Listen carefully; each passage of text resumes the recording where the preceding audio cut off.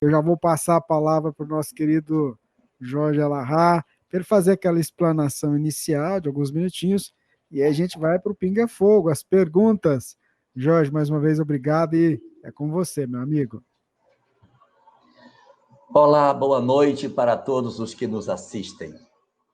O nosso comentário de hoje, para começarmos as nossas conversas desta noite, é direcionado para as famílias que, nesse momento, estão experimentando a dificuldade decorrente do processo de luto,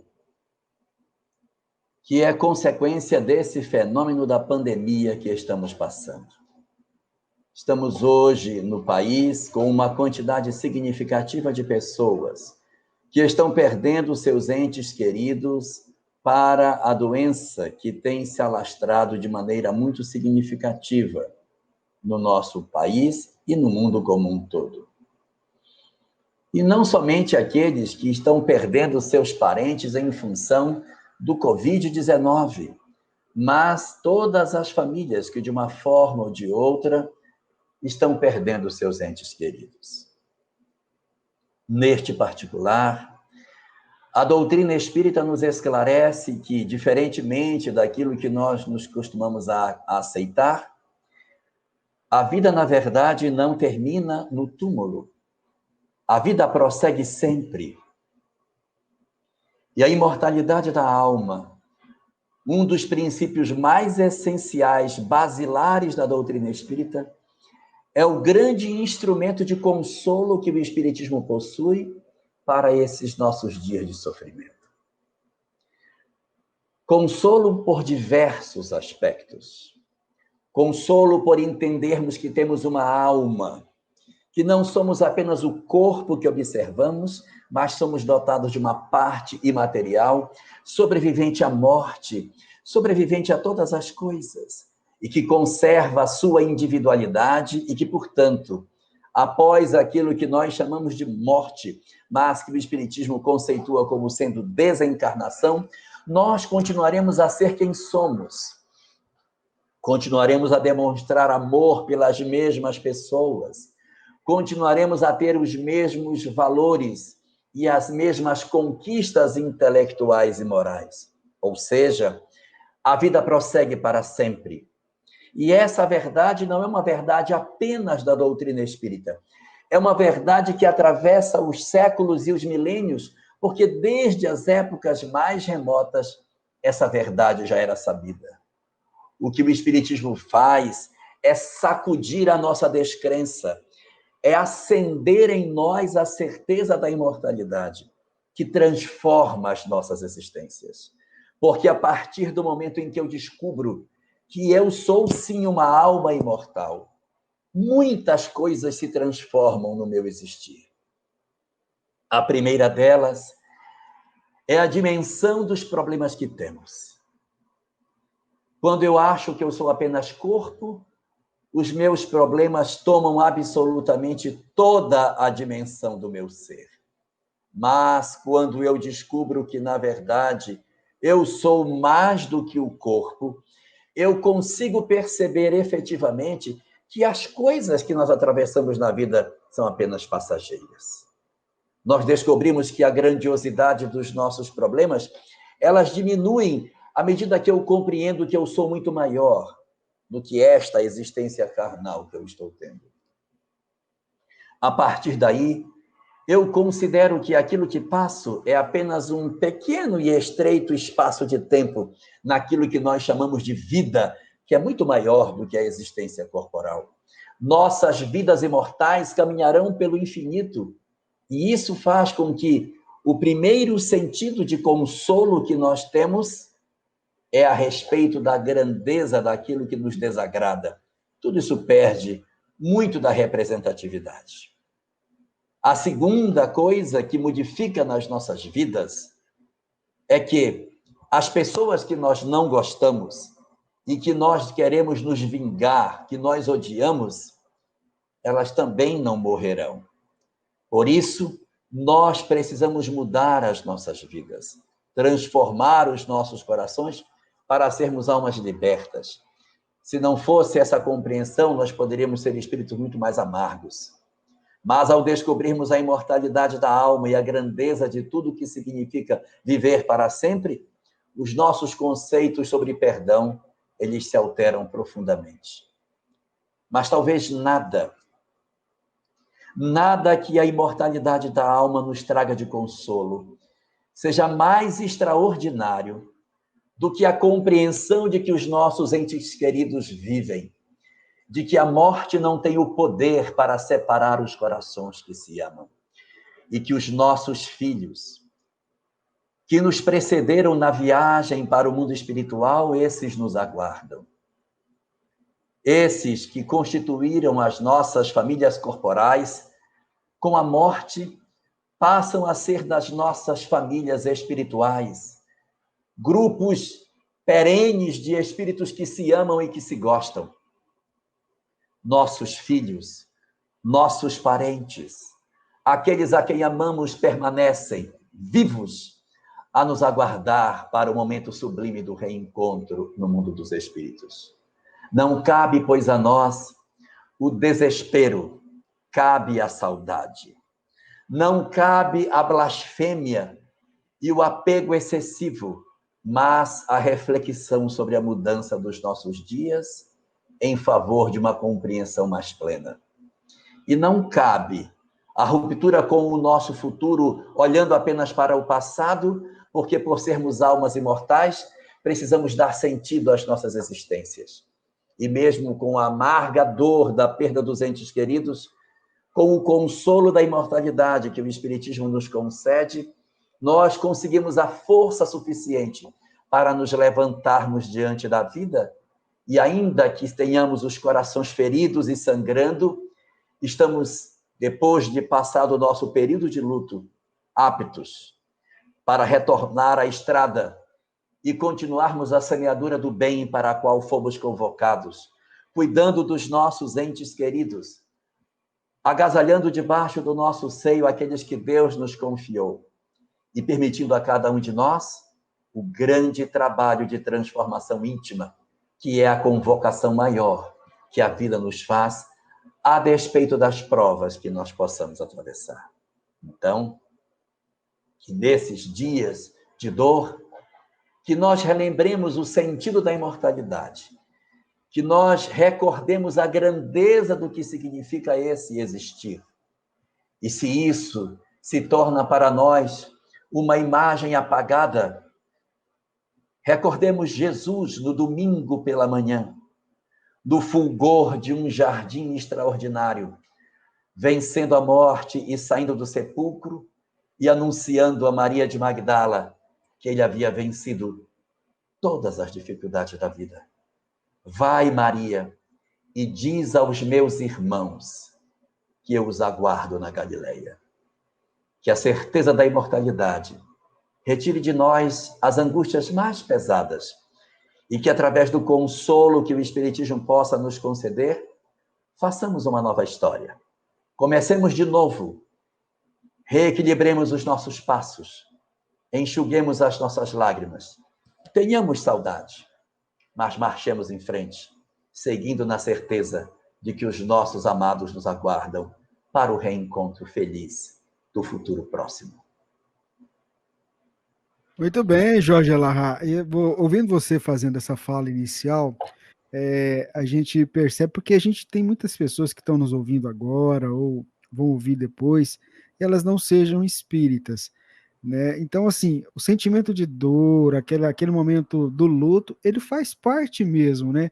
A situação é a gente saber lidar com esse momento, né, que tem uma duração, superar e continuar o trabalho evolutivo que nós que caminhamos na Terra temos ainda para fazer. Aquele que retornou à pátria espiritual também vai continuar o seu desenvolvimento. O que a gente tem que saber compreender, né, Jorge, é essa situação de, igual você estava falando, né, de não ficar, vamos dizer assim, com aqueles pensamentos. Amargurado. Isso, você pode até ficar um pouquinho, né, porque, ou assim, triste, né, mas a gente sabe saber que isso não pode ser para sempre, vamos dizer assim, né? E lembrar do nosso ente querido com carinho, porque ele sente as nossas vibrações, né, Jorge? Na verdade, a literatura espírita ela traz três conceitos, três conselhos, na verdade, muito importantes para a questão da desencarnação. O primeiro é não permitir com que a saudade nos faça caminhar na direção do desespero. A gente pode e deve, evidentemente, sentir saudade dos nossos entes queridos. Ora, se quando um filho viaja para fazer um curso fora, a gente sente saudade, que dirá com a partida da chamada desencarnação. Então, sentir saudade é justo, chorar de saudade é justo. O que nós temos que evitar é o choro desespero, aquele que nos retira da lucidez e que nos arranca a capacidade de pensarmos com acerto. Quando nós fazemos uma ruptura com Deus, quando passamos a odiar o Criador, queremos negar a existência da vida após a morte, queremos nos afastar do caminho que a religião nos propõe, todos esses fenômenos, eles são fenômenos que eles não são saudáveis. Por quê? O Espiritismo nos explica que quando a gente passa para o desespero, nós nos perturbamos e corremos o risco de perturbar o nosso ente querido, o nosso parceiro ou o nosso filho que seguiu para o mundo espiritual. Então, a gente se perturba aqui e perturba o outro lá. Mas quando a gente sente saudade, a gente ora, a gente ajuda também o equilíbrio do outro do lado de lá. Esse é o primeiro conselho. O segundo é nós não fazermos da nossa casa um museu. Há pessoas que trancam o quarto e não acessam mais e deixam as coisas como estavam. É razoável que a gente faça isso num primeiro movimento. A gente não quer nem entrar, a gente não quer mexer, a saudade está muito forte. Mas depois de passado um período que varia de pessoa para pessoa, nós temos que enfrentar a realidade. Abrir o guarda-roupa, retirar as roupas que não serão mais usadas. Essas roupas que não serão mais usadas, elas têm utilização para outras pessoas, que podem se utilizar delas. Então, as coisas que não vão poder mais ser utilizadas, a gente passa. Mas os objetos que eram de muito afeto, a gente guarda. Afinal, é uma pessoa querida, então a gente guarda algumas coisas. Mas não dá para fazer da casa um museu. Esse é o segundo conselho. E o terceiro é que a gente não esqueça que nós temos outros para cuidar. Às vezes temos vários filhos e passamos pela prova mais amarga, que é a desencarnação do filho. Tá? Até porque ninguém se prepara para perder filho. A gente, ainda que seja difícil, tem um entendimento de que os pais deverão ir primeiro do que nós, mas ninguém se programa para ir depois dos filhos. Então, é muito doloroso isso, mas a gente tem que esquecer que existem outros que precisam de nós. Então, é preciso que a gente pare, depois de um período de refazimento, compreenda que a gente perdeu alguém, mas a gente tem outros para cuidar, outros para também tutelar. Então, a gente se reconstrói, se levanta e segue. E só um último detalhe. Quem perde filho ganha uma ferida na alma muito forte. E quando, depois de um tempo, esta ferida ela vai fechar. Demora, mas ela fecha. Ela cicatriza. E quando ela cicatrizar, não significa que você curou por completo. Porque toda ferida que cicatriza deixa uma marca. Nós levaremos em nós a cicatriz dos nossos entes queridos. Mas a ferida fecha. Ela para de sangrar. E a gente leva o resto da caminhada, lembrando daquele que partiu antes de nós, mas tenhamos certeza, esses que nós amamos e que nos amam, nos aguardam para o reencontro feliz que já está marcado nos livros da eternidade. Muito bem, Jorge. Tem uma pergunta aqui que a ouvinte encaminhou para o nosso WhatsApp. Deixa eu pegar aqui, que ela fala assim: olha, boa noite, Rubens, saudades do céu, participar dos congressos e conhecer o Jorge Alahá foi uma das melhores oportunidades. Queria perguntar o seguinte, ó, no Evangelho segundo o Espiritismo, no capítulo 20, item 5, o Espírito de Verdade. Unamos-nos os nossos esforços a fim de que o Senhor, na sua vinda, encontre a obra acabada. Queria que o Jorge falasse a respeito. Meu nome é Ivanilde, sou de Votuporanga, São Paulo. E aqui somos muitos ouvintes da Rádio Fraternidade e assistimos tudo que podemos do Jorge Alahá. Olá, Ivanilde. Uma boa noite para você e uma boa noite para Ituporanga também. Um prazer enorme ter vocês todos hoje conosco na live.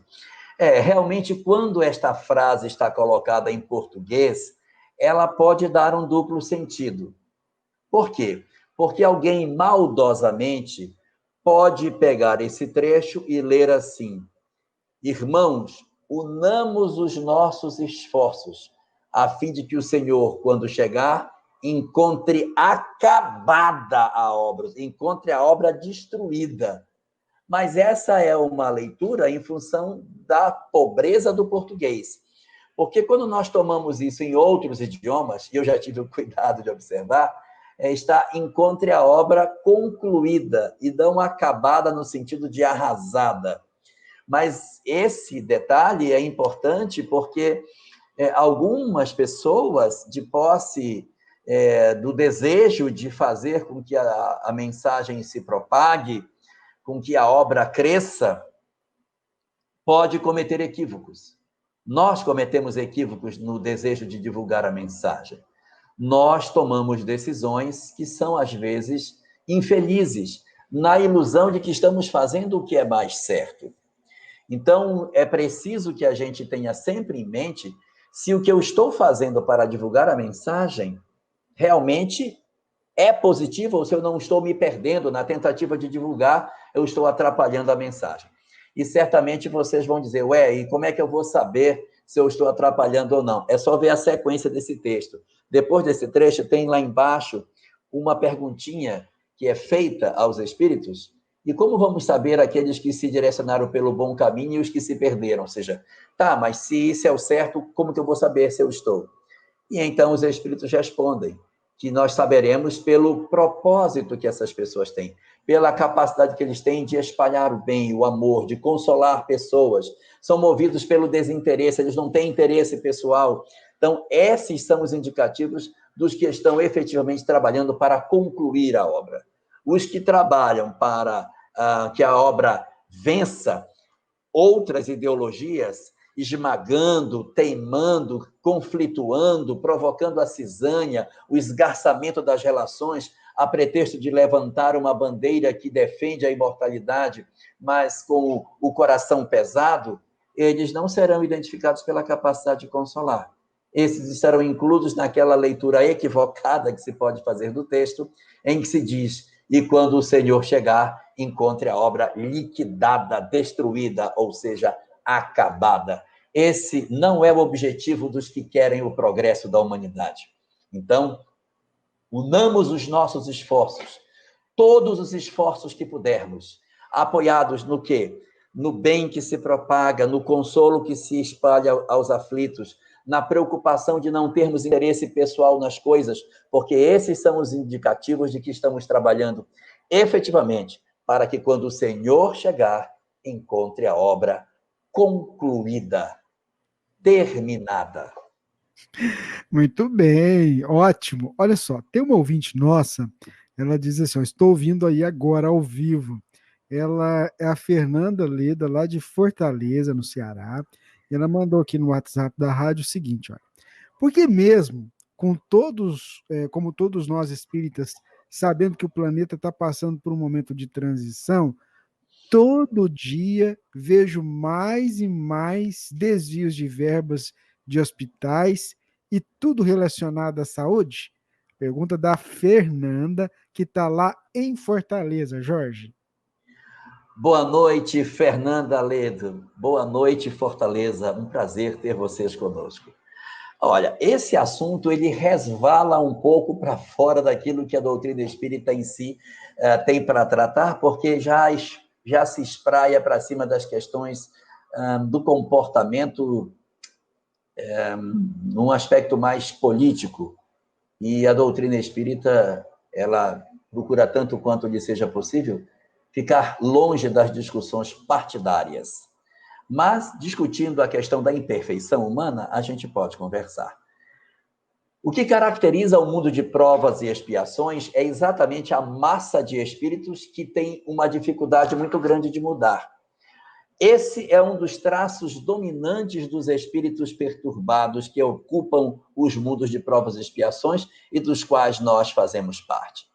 Nós temos, a bem da verdade, uma sanha muito grande de egoísmo e de orgulho. Esse é o sinal dominante da nossa população. Evidentemente que nós temos no planeta muitas pessoas que não têm esse traço, mas a grande massa dos que constituem a população do planeta Terra são identificados pelo egoísmo e pelo orgulho. E o que é o egoísmo? O egoísmo é aquele pensamento de dizer, eu vou pensar primeiro em mim, depois eu penso nos outros. Ainda que para pensar primeiro em mim, eu tenha que sacrificar vidas. Isso não me importa. Me importa pensar primeiro em mim. Então, quando a gente reúne uma massa muito grande de espíritos egoístas num determinado local, é razoável que a nossa sociedade se constitua numa sociedade egoísta. Se não, vejamos, todos os dias morrem pessoas de fome no mundo e nós dormimos tranquilamente. Nós criamos animais para os matar, para nos alimentarmos deles. Desenvolvemos técnicas para que a gente consiga multiplicar e melhorar geneticamente esses animais para que eles sejam melhores para os nossos interesses de sacrifício. Até criamos métodos menos agressivos de massacre desses animais. E a gente faz isso e não sente nenhum pingo de remorso. Ainda dizemos, nossa, mas esse determinado animal está uma delícia, não é? Mas é a característica dominante do nosso planeta. Então, quando você tem pessoas com esse perfil que assumem determinados postos de mando, e esses espíritos, eles, para exercitarem suas virtudes, precisam exercer as condições diversas das suas imperfeições para que eles possam lidar com os seus problemas morais, eles precisam assumir postos de mando. Senão eles não têm como testar se eles já conseguiram vencer ou não. Se eu tenho alguém que tem uma determinada imperfeição moral, vez por outra eu preciso defrontar essa pessoa com a enfermidade que ela tem para saber se ela conseguiu vencer aquele defeito que ela possuía.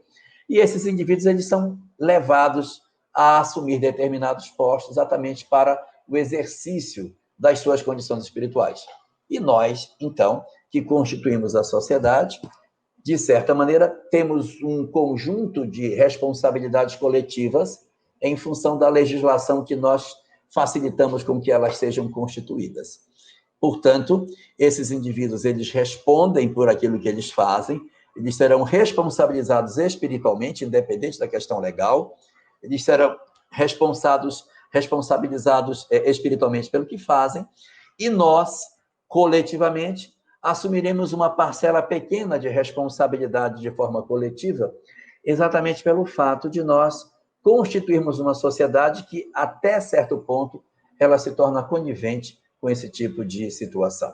Porque quando a gente troca os atores, os que assumem costumam fazer as mesmas coisas. Muito bem, Elahá. A gente fica feliz porque o pessoal, assim, a gente acaba chegando a pessoas que às vezes estão começando agora na doutrina espírita, como essa pessoa que acabou de nos escrever e diz assim: olha, oi, boa noite. Eu e minha esposa somos espíritas há pouco tempo. Inclusive, ela era evangélica. Chegamos no espiritismo através da dor. Começamos a fazer o evangelho no lar e os espíritos começaram a se manifestar através da escrita e da fala. No centro, falaram para não ter manifestação em casa, mas os espíritos falam que há casos e casos. Não posso ir no centro por causa do trabalho. Comecei a estudar em casa por conselho dos próprios espíritos. Me ajudem, por favor. Nossas vidas mudaram com os ensinamentos da doutrina espírita. Aí, Qual o nome do casal? eles não se identificaram aqui. Manda seu nome para nós aí, você está nos ouvindo aí agora. Bom, então, boa noite para vocês. Sejam bem-vindos aí à doutrina espírita, ao conhecimento que a doutrina espírita nos oferece. A orientação que a gente tem para a realização do culto do Evangelho no Lar nos sugere que a gente faça o quê? A leitura de uma página, uma prece, e depois a leitura do Evangelho propriamente dito e comentários sobre esses elementos, e que não seja estimulada a manifestação de espíritos. Por que se é tão prazeroso ter o contato com o mundo espiritual? É porque a mediunidade, ela é um canal aberto para o mundo dos espíritos. E tanto nós podemos receber entidades que nos ajudam, como nós podemos receber entidades perturbadas. E na medida em que nós abrimos o nosso lar para isso, nós estamos num ambiente que é diferente da casa espírita. Por quê? A casa espírita é uma instituição preparada para isso. Os circuitos de força que protegem esses ambientes são muito mais vigorosos. Os trabalhadores que ali atuam são de muito mais envergadura no sentido de preparar aquele ambiente para a recepção das entidades que poderão ali aportar. Então, existe, da parte da casa espírita, um aparelhamento espiritual muito maior. Às vezes a gente enxerga um centro espírita pequenininho, muito modesto, mas nós ignoramos a dimensão espiritual que se desdobra daquela instituição aparentemente tão pequena. Esse é o ambiente de uma casa espírita. E o nosso lar? O nosso lar tem um propósito diferente. O nosso lar é um local maravilhoso onde os espíritos se encontram, aonde companheiros do passado voltam a se encontrar no mesmo espaço. Inimigos do ontem voltam a se encontrar no mesmo espaço. E entidades espirituais que têm dificuldade de aceitar o encontro desses espíritos rondam o nosso lar, procurando de diversas formas estabelecer um processo de perturbação. Então, se nós, que temos uma instituição que tem um outro propósito, ela tem uma outra perspectiva, o objetivo do lar não é o mesmo do centro espírita, ela não tem o mesmo anteparo espiritual para as comunicações. Então, o que fazer? Desestimular as comunicações mediúnicas que acontecem em casa. Poxa, mas eu não consigo. Faz parte do exercício. O médium experimentado precisa aprender a dar comunicação e a não dar comunicação. Você já imaginou se você, de repente, está num ambiente onde você não pode dar uma passividade e aí, de repente, uma entidade se aproxima? Você vai dar passividade assim? Não deve. Nós devemos trabalhar para aprender a dominar as nossas emoções, para que a gente não se veja envolvido nesse tipo de situação. De forma prática, o que eu posso fazer no Evangelho? Não vibrem, não façam vibração. Não façam preces prolongadas, vibrando pelo mundo espiritual, vibrando pelas entidades sofredoras, porque esse pensamento demorado, vibrando pelo mundo espiritual, é o canal de conexão. Então, o que fazemos? Deixamos o tempo mais racional possível. Se nós estamos tendo dificuldade de manifestação, olhos abertos. Façamos as reuniões do Evangelho no Lar, sem muito tempo de meditação, sem muito tempo de olhos fechados, procurando uma concentração maior, para não favorecer essas comunicações que nós temos. Façamos isso de maneira mais racional, mas eu não quero que, de forma alguma, vocês interpretem que eu esteja recriminando o que aconteceu. Isso acontece, faz parte do nosso fenômeno real. A mediunidade é um fenômeno que está na lei da natureza, e a doutrina espírita existe para trabalhar e nos educar nesse sentido. Então, façamos dessa maneira e, mais uma vez, sejam muito bem-vindos à doutrina consoladora. Que Deus abençoe o lar de vocês e faça com que vocês cada vez mais descubram as gemas preciosas e extraordinárias que o Espiritismo tem, não somente na mediunidade, mas na busca da transformação interior, na grande descoberta dos propósitos da vida e no objetivo maior do existir, que é a compreensão do porquê viemos, o que estamos fazendo aqui, o que Deus espera de nós. Foquem nesses objetivos, que será maravilhoso para um entendimento mais nítido da doutrina espírita. É o casal Anderson e Renata, lá de Marília, viu? Tá vendo? Ao vivo! Que legal, né? Um Muito abraço bom. para vocês. Então tá aí, o Elahá comentando essa questão proposta por vocês. Eu queria retomar, Elahá, uma questão que foi feita semana passada. Um ouvinte nos escreveu. O Florisvaldo, né? Não sei se você recorda, com relação à questão da Revista Espírita de 1863. Você lembra, a Divina mandou Oi. para você? Eu Ah, vou ler aqui, vou ler para você. Gostaria que o Rubens enviasse essa pergunta ao Jorge Alahá, onde ele fala sobre o seguinte, ó. O Jorge Alahá diz que o espírito veio para cumprir uma prova e, se você não cumpriu essa prova, ele volta para uma expiação. Na Revista Espírita de setembro de 1863, Kardec, respondendo a uma carta do senhor Moulins, um dos seus colaboradores, diz que a expiação não acontece no mundo espiritual. O que ele acha dessa informação de Kardec? Lembrou? não acontece no mundo corporal, só acontece no mundo espiritual, é isso aí.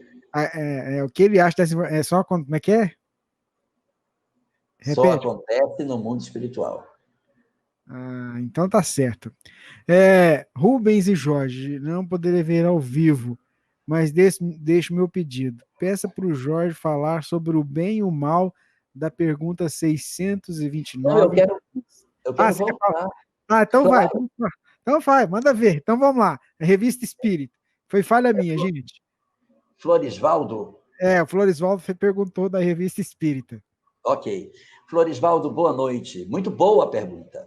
A Revista Espírita, ela era um espaço onde Kardec trabalhava os conceitos. É importante observar, e isso é uma das coisas mais bonitas da doutrina espírita, Kardec não é o revelador, ele não é o revelador do espiritismo, ele é o codificador. Quem é o revelador? Os espíritos. Então, é evidente que quando a doutrina espírita foi sendo montada, muitas coisas foram acontecendo e foram mudando no curso do tempo, porque uma percepção mais clara do que seja o espiritismo estava acontecendo. Eu vou dar um exemplo disso. Na primeira versão de O Livro dos Espíritos, de 1857, que tinha apenas 504 perguntas, e a edição terceira, 1819. Então, quando a gente observa a primeira edição, existe uma pergunta lá, eu não tenho certeza, mas eu acho que é a pergunta 301 da primeira edição. Não é 301 desta que temos, mas lá da outra. Kardec pergunta: quando se dá o início da ligação do espírito ao corpo? Resposta: na hora do nascimento. E quando você pega essa mesma pergunta feita na terceira edição, quando se dá a ligação do espírito ao corpo? Na concepção. Então você vê que é uma mudança radical, muito forte, como também temos outras mudanças. No livro O que é o Espiritismo, de 1859, portanto, 2 anos após a edição de O Livro dos Espíritos, Kardec faz um comentário nessa obra dizendo: o Espiritismo não é religião. Isso está dito lá, em 1859. Mas quando nós pegamos o livro A Gênese, que é o último que ele escreveu, nós encontramos Kardec fazendo toda uma discussão da doutrina espírita com o seu aspecto religioso e destacando o espiritismo como religião, desde que não tenha sacerdotes, paramentos, rituais e nenhum tipo de culto exterior, que é muito comum nas doutrinas outras chamadas de religião. Então, para fugir desse conceito dogmático, então Kardec são. Então, ela não é religião. Mas se nós entendemos religião como aquilo que religa o homem a Deus, então o espiritismo é religião. Fenômeno semelhante a gente pode enxergar nessa manifestação de Kardec na Revista Espírita de 1863, porque a obra que vai consolidar o que seja prova, expiação e missão, mundos de provas, expiações e o processo de desenvolvimento do ser humano, é o livro O Evangelho segundo o Espiritismo, escrito em 1864. Isso é tão bonito porque mostra a evolução do processo de construção da mensagem espírita. Para que a gente não pegue uma obra do começo e ache que ela esteja concluída ali. Ela foi sendo lapidada, os espíritos foram trabalhando, o próprio Kardec foi tendo um entendimento mais nítido das coisas, de tal sorte que as considerações que são apresentadas nos anos que se seguiram aos primeiros são significativos para a construção mais efetiva das verdades espíritas. E só para concluir, há uma revista espírita no qual Kardec abre a revista com uma manchete garrafal em cima, dizendo: as mulheres têm alma? Essa era a pergunta que movia a revista espírita. Para você ver que ali era um laboratório de ideias, onde Kardec ia trabalhando os conceitos e depois, nas suas obras, ele consolidava os conteúdos. Em resumo, o pensamento expresso na revista espírita é diferente daquele que está contido na obra O Evangelho segundo o Espiritismo, onde Kardec trata dos mundos de provas e os mundos de provas e expiações. Por quê? Porque as expiações são tratadas aqui. E depois, para consolidar isso, no livro do ano seguinte, de 1865, o livro O Céu e o Inferno, Kardec divide a obra em duas partes, a primeira teórica e a segunda de casos. Espíritos felizes, condições medianas, sofredores, suicidas, endurecidos, criminosos arrependidos. E o último dos capítulos, expiações terrestres. O capítulo das expiações terrestres apresenta um conjunto de alguns espíritos que tiveram provas muito dolorosas durante a existência, ou seja, expiações terrestres, nas quais Kardec vai trabalhar esses espíritos e tentar entender o motivo do sofrimento deles e por que da expiação desses companheiros durante a vida física. Muito bem, Jorge Elahá, obrigado. A Revista Espírita é uma fonte também de estudo, para a gente perceber como é que Kardec vai construindo o raciocínio, e essa coisa é bem bacana mesmo da gente pesquisar, e, como você disse, as obras referendadas são aquelas realmente publicadas dentro do Pentateuco kardeciano, vamos dizer assim, né? Bom, a pergunta que eu tinha feito junto com essa, né, é do nosso irmão Wilter Gelli, que pergunta, ou melhor, que pede para você comentar sobre o bem e o mal constantes na pergunta de número 629. Bem e mal. Vou Bem e saber mal. qual é. O bem e o mal. Aqui, por exemplo, lá no Livro dos Espíritos, né? Qual a definição que se pode dar da moral? Como se pode distinguir o bem e o mal? São as questões do Livro dos Espíritos, em que a gente vai encontrar lá na lei divina, o natural, né? Da terceira parte das leis morais, o assunto bem e o mal. Ok. Ainda bem que você tem uma fonte de pesquisa aí, né? Eu estava com o Livro dos Espíritos aqui do lado. Na verdade, a questão do bem e do mal ela é desdobrada durante esse capítulo todo, do capítulo 1º da terceira parte do Livro dos Espíritos, a chamada Lei Natural. Então, ali, o primeiro tomo é sobre a lei divina e natural, e depois a questão do bem e do mal. E existem alguns aspectos muito bonitos com relação a isso. Antes de abordar a questão 629 propriamente dita, é que nós temos muito a tendência de acharmos que existem dois caminhos, o caminho do bem e o caminho do mal. Né? Igual na história do Chapeuzinho Vermelho, pega o caminho do rio, pega o caminho da floresta. Para a doutrina espírita, não é assim. O único caminho que existe é o bem. O mal não é caminho, o mal é descaminho. Nós temos uma rota para trilhar. Quando eu saio dessa rota, eu estou no mal. O mal é a desobediência da lei. Porque se existisse o caminho do bem e o caminho do mal, eu podia ir pelo caminho do meio. Não existe caminho do meio. Porque quem não ajunta comigo, espalha. O mal não é o contrário do bem. O mal não é o oposto do bem. O mal é o contrário. Ou seja, se não há o bem, já é o mal. Na ausência do bem, eu já estou com o mal. O mal, portanto, é a ausência do bem. Quando eu não tenho o bem, automaticamente eu já estou fazendo mal. Ele se instala exatamente na hora em que a gente deixa de fazer tudo o que poderíamos fazer para realizar o bem. E aqui é onde entra a questão 629, que mostra para nós que a questão do bem e do mal decorre exatamente do que nós podemos fazer com o grau de compreensão que nós temos. Porque o homem não é julgado pelo mal que ele efetivamente faz, mas pelo aquele que ele tem compreensão que ele já faz. Então, é a compreensão do bem, a compreensão e a nitidez dos conceitos daquilo que nos acontece, que dilata dentro de nós a percepção sobre as responsabilidades nossas com relação ao bem e ao mal. Essa questão, particularmente, ela começa com a discussão sobre a moral, quando Kardec, discutindo com os espíritos, fala especificamente sobre a questão do bem e do mal, como a moral como sendo a distinção entre o bem e o mal, a nossa capacidade de distinguir isso. E a moral, ela muda com os hábitos, com os costumes, com o tempo. Determinada coisa que numa época era correta, depois, com o tempo, ela vai mudar. A ética, não.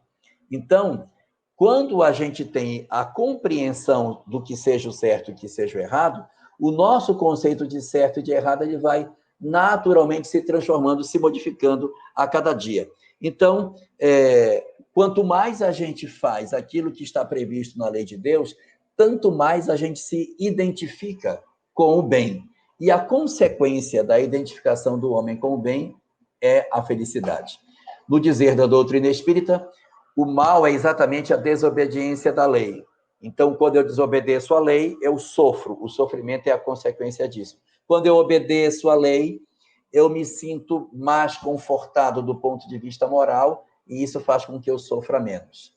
Obedecer à lei nem sempre é fácil, porque obedecer à lei é perdoar, é amar, é tratar bem os outros. Isso é obedecer à lei de Deus. E às vezes a gente sofre porque você precisa relevar aquilo que alguém fez, perdoar. Mas esse aparente sofrimento que a gente passa, ele é menor do que o sofrimento que nós teríamos se nós apostássemos no desamor, na mágoa, no ódio, na violência, como tentativa de solução dos nossos problemas. Uma boa imagem que representa essa questão é um pensamento de Mahatma Gandhi, que diz: eu sou contra a violência porque a violência parece fazer bem, mas ela não faz bem. Porque o bem que ela faz é um bem passageiro e o mal que ela faz é duradouro.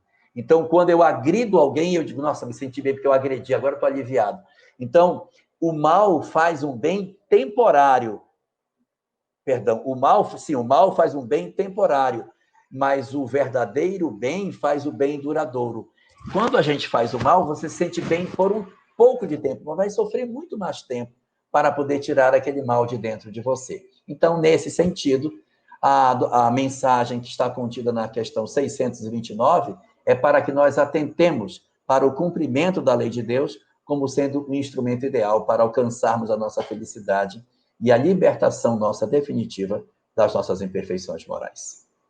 Muito bem, você está acompanhando aqui o Pinga Fogo com o nosso querido Jorge Alahá, você está ouvindo aí na Web Rádio Fraternidade, acompanhando também aqui nas nossas redes sociais, no YouTube, no Facebook. Muito obrigado pela presença de todos vocês. Vocês estão assistindo ao vivo, mas podem estar acompanhando também depois a reprise durante a semana aí, ou mesmo a disponibilidade aí que fica nas redes sociais. Então, uma pergunta que chegou mais cedo hoje, a nossa irmã Cíntia Martins, de Araguari, ela não pôde participar, ela mandou a pergunta via WhatsApp da Web Rádio Fraternidade, ela disse que adorou te conhecer no Quinto Céu, achou você uma pessoa muito bacana, e ela faz uma pergunta aqui em relação à questão, como é que fala aqui, hoje tem com relação a alergias alimentares, ela conta do filho dela, e aí ela encerra dizendo o seguinte, que o filho dela diz assim, mamãe, eu sou feliz assim, nem preciso sarar. Então, ela pediu que se você comentasse do ponto de vista espiritual, como é que se tem alguma coisa que a gente pode entender dessa questão da alergia alimentar, né? E se isso não seria algo indicando uma mudança na forma de nós nos alimentarmos. Boa noite, Cíntia. É um prazer a sua companhia, ainda que não seja online. Cíntia, na verdade, nós temos aí dois fenômenos juntos. Um primeiro fenômeno decorre do processo de alteração que a gente fez na nossa alimentação. A alimentação que nós tínhamos no passado era uma alimentação muito mais natural. Nós nos alimentávamos de coisas muito mais naturais. E, com o tempo, nós fomos passando por um fenômeno de industrialização, as pressões do mercado de trabalho, o encurtamento do intervalo de almoço, fazendo com que as pessoas não pudessem mais voltar em casa para almoçar e, consequentemente, tendo que se alimentar na rua. Então, isso foi aumentando essa demanda de industrialização dos alimentos E hoje nós temos essa realidade dos alimentos multiprocessados, que são muito vendidos, muito consumidos pela nossa sociedade atualmente. Então, isso constitui uma diferença, porque nós não tínhamos esse perfil de alimentação. Nós nos alimentávamos de maneira distinta. Assim, de uma maneira mais clara, quanto mais embalagem você abre, menos saudável é a sua alimentação. E a gente hoje está consumindo muita coisa já embalada. Você rasga e come aquilo.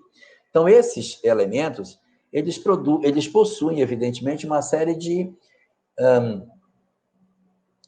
substâncias que são introduzidas nessa alimentação para que elas consigam durar mais, para que elas consigam ter maior durabilidade, serem menos perecíveis para o consumo humano. E, consequentemente, a gente está enfrentando alguma dificuldade nesse sentido. Esse é o primeiro ponto.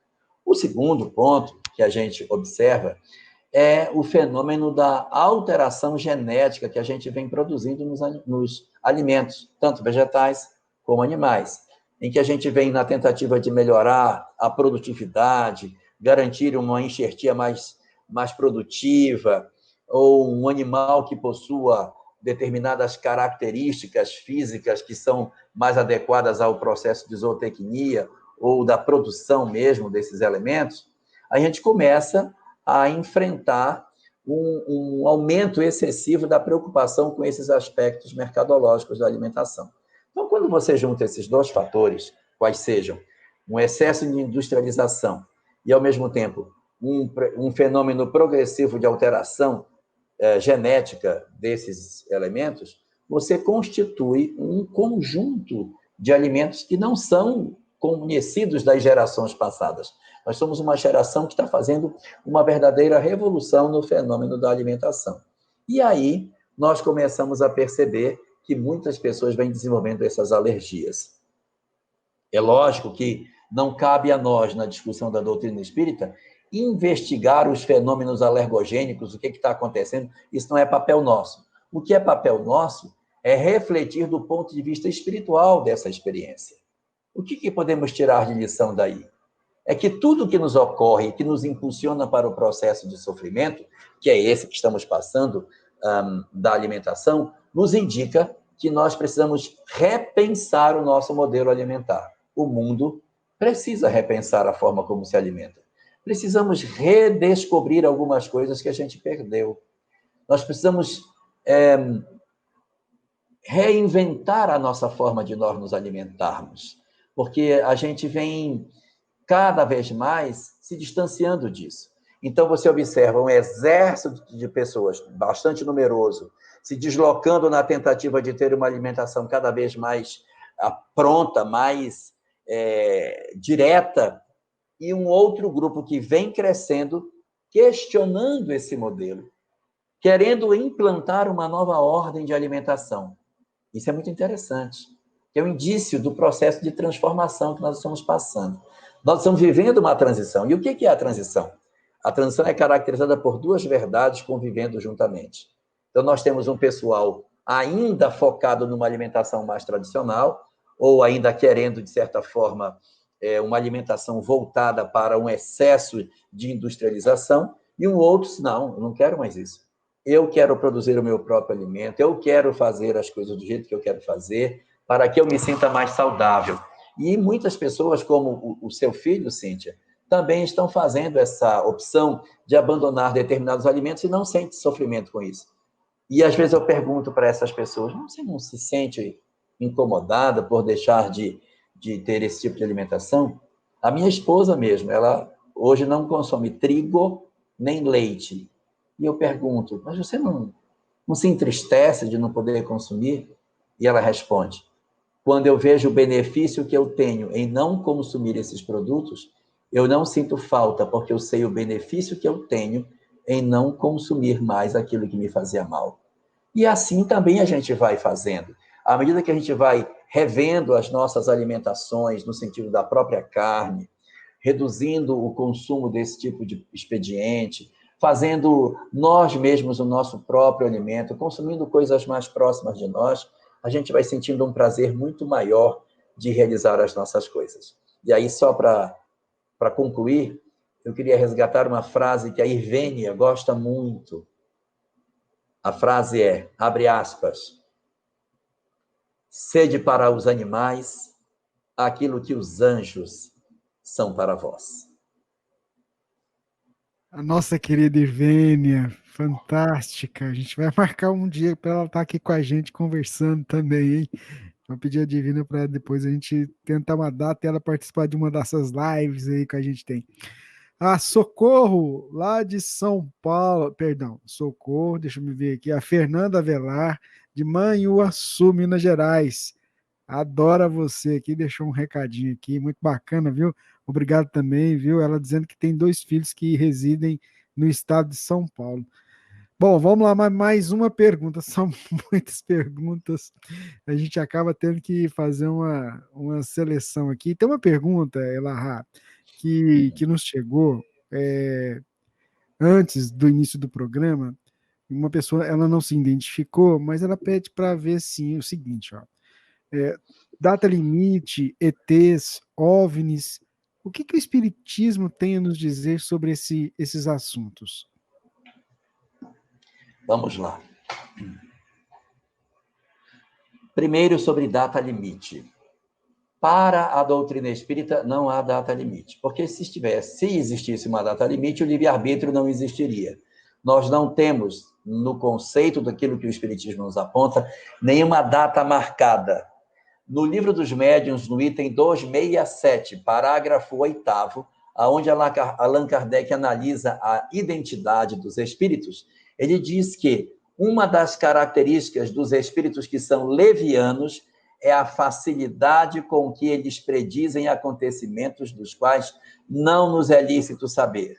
Ele faz um ponto nesse parágrafo e continua dizendo: toda previsão com data marcada é indício de mistificação. O que é uma mistificação? Alguém mentindo para nós. Não é o médium que está mentindo. O espírito que se comunica é que mente. A comunicação é legítima, ela é verdadeira, é realmente um espírito se comunicando pelo médium. Mas o mentiroso não é o médium. O mentiroso é o espírito que quer nos enganar. Marcou data, deu uma data limite, desconfie, tem alguma coisa estranha nisso aí. Não só por conta do que a doutrina espírita diz, mas porque é o lógico.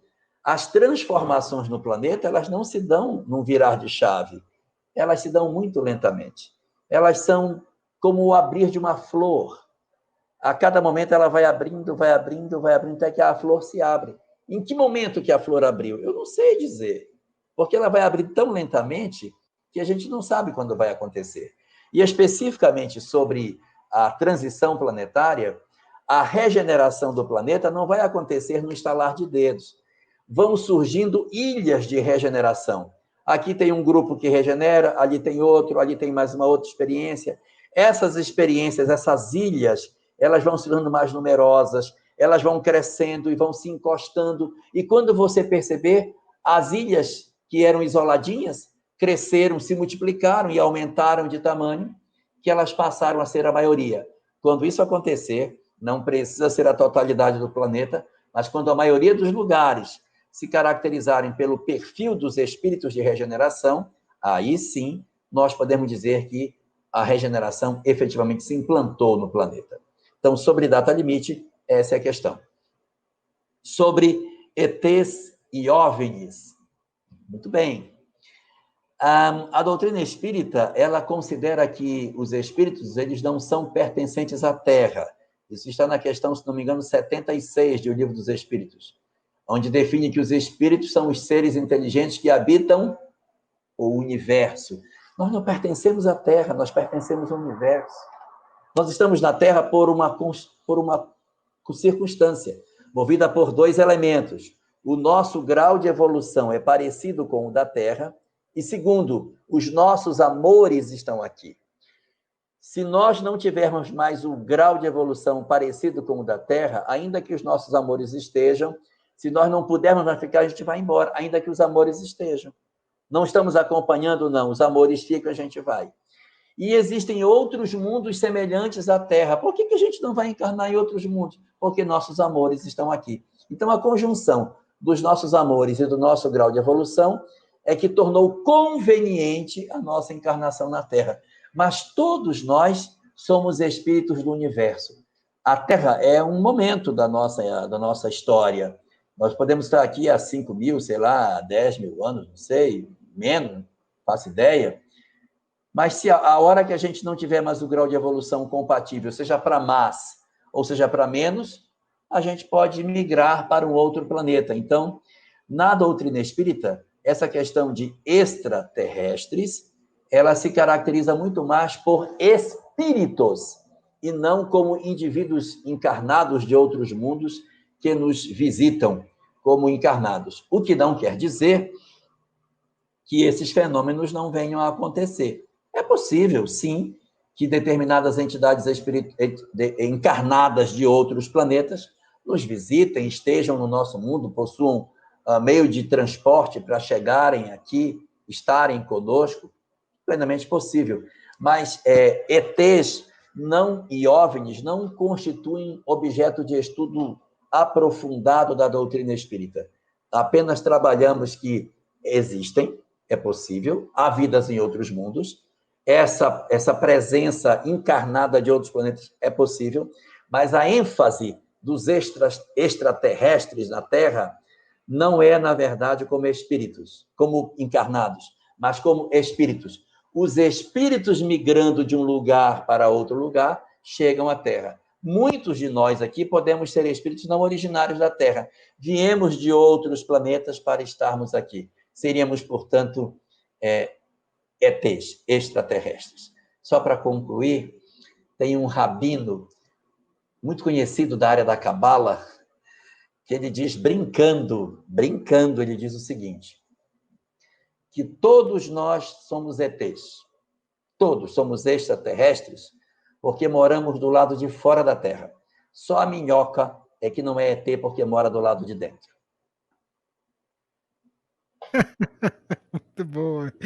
Muito boa, Jorge. Olha só, gente, nós estamos quase que chegando no final. Que pena, né? Mas é muito bom. As perguntas que nos chegaram, a gente vai fazendo um banco aqui. E conforme a gente for fazendo, né, esses encontros de segunda-feira, a gente vai apresentando as colocações que para o Jorge ir nos ajudando a esclarecer, a tirar dúvidas. Semana que vem tem de novo esse mesmo horário, né?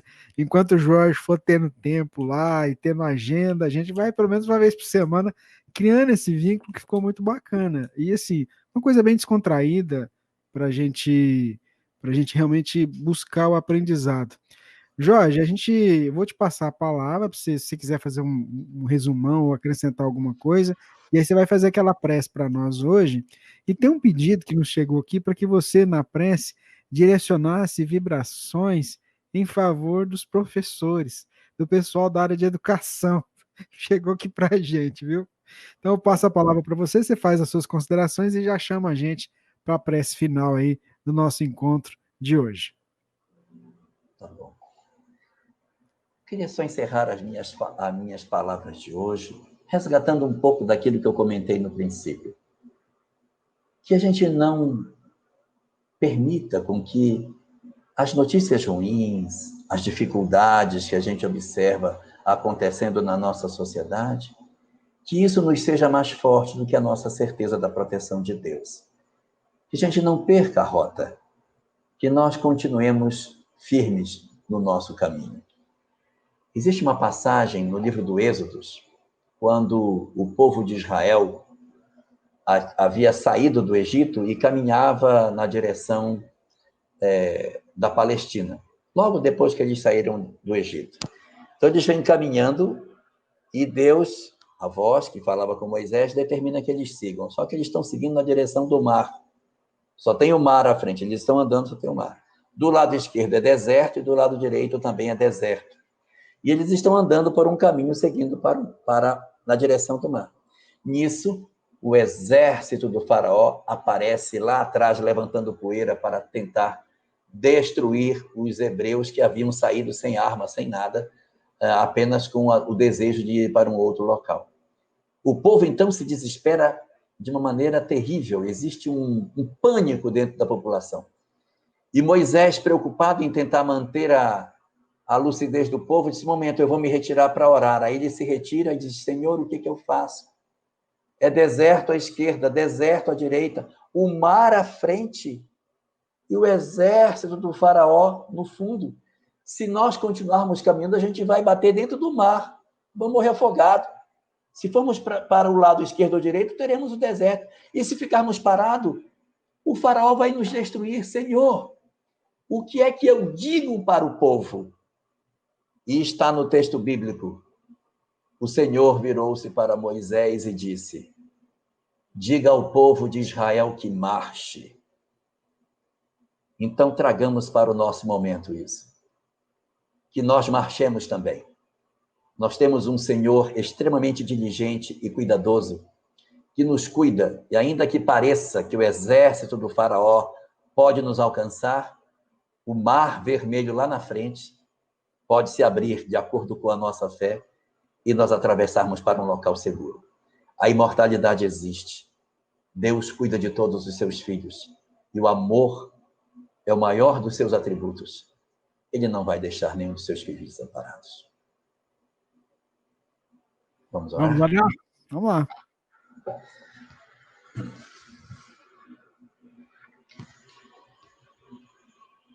Querido Senhor dos nossos corações, Senhor dos nossos destinos e das nossas vidas, que sabes dos nossos medos e das nossas angústias, das nossas incertezas e da timidez da nossa fé. Tu, Senhor, que nos conheces como ninguém e que sabes das nossas noites, das nossas lágrimas, das aflições profundas que passamos e dos sofrimentos que nos decorrem da ausência daqueles que tanto amamos. A Ti, Senhor, que és sabedor de todas essas coisas, endereçamos nesse momento os nossos corações unidos na prece, para suplicar a Tua misericórdia sobre os nossos corações aflitos. Desce, Senhor, de todas as coisas, as bênçãos do Teu amor divino sobre as nossas almas frágeis e infunde nos nossos corações a convicção de que não estamos sozinhos na borrasca que nos alcança. Dá às nossas almas a fortaleza de espírito que precisamos para superar os nossos momentos de crise, para que as nossas vidas não sejam levadas de roldão pelas tempestades que nos assolam de todas as direções, fazendo que, em alguns momentos, vacilemos o passo e tenhamos temor pelo dia que vai amanhecer.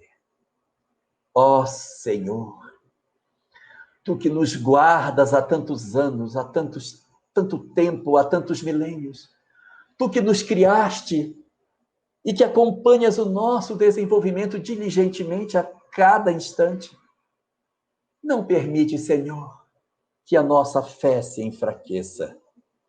Não deixa com que todas as notícias que nos chegam favoreçam que em nós se instale o pânico.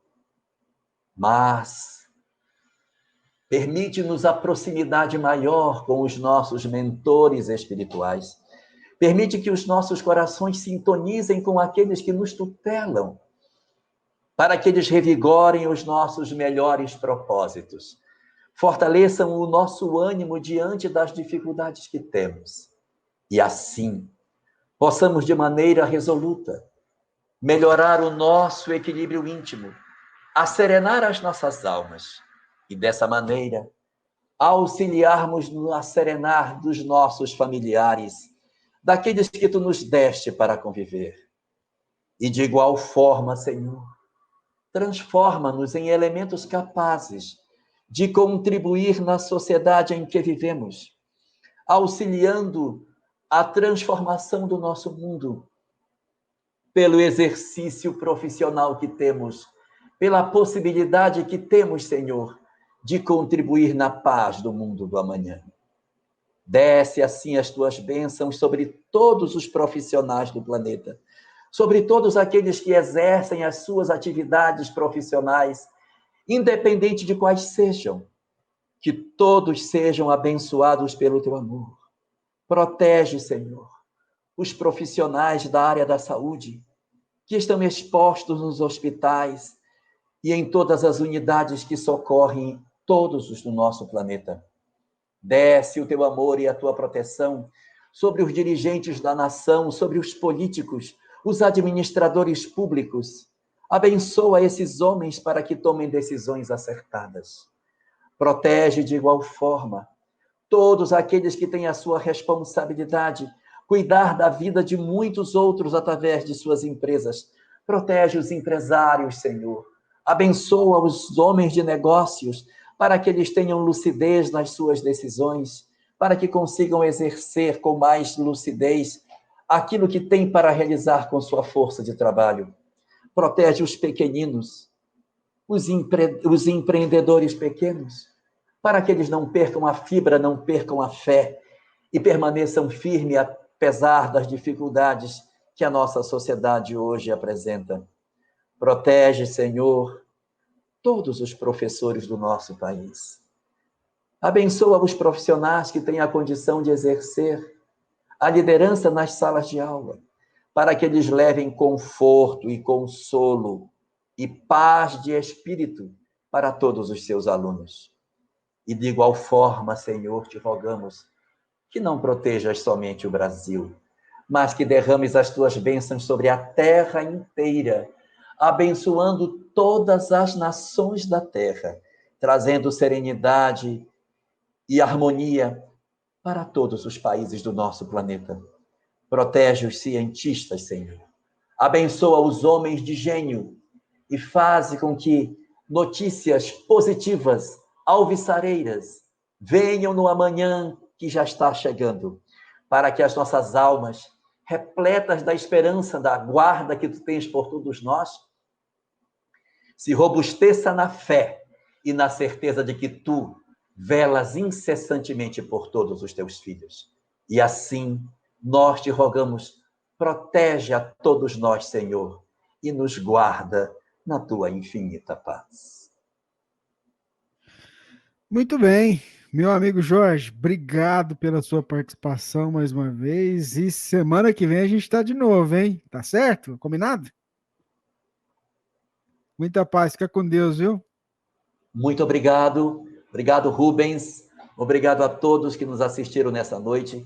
Que Deus abençoe a todos nós e que amanhã tenhamos um dia maravilhoso, cheio de muitas esperanças e de muitas notícias boas, para que a gente possa encher os nossos corações da consolação que o Espiritismo nos dá. Fiquem com Deus. Fiquem com Deus, gente. E até amanhã, cedinho, aqui na Emissora do Bem. E a gente tá junto, hein? Vamos vencer, né, Jorge? Com certeza.